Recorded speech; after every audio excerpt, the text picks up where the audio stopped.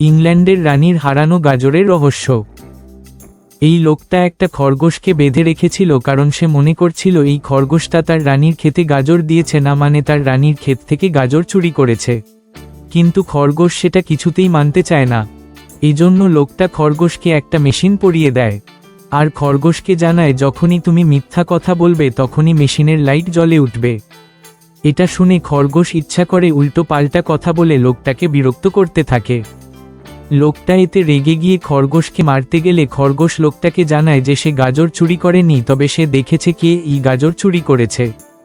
খরগোশ লোকটাকে গাজর চোরের চেহারার বিবরণ দেয়।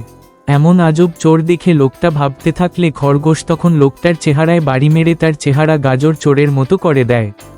খরগোশ অবাক হয়ে বলতে থাকে, তাহলে তুমি সেই গাজর চোর? এই দেখো তোমার হাতে মাটি লেগে আছে, আর ছবিতেও তোমার পাছা দেখা যাচ্ছে।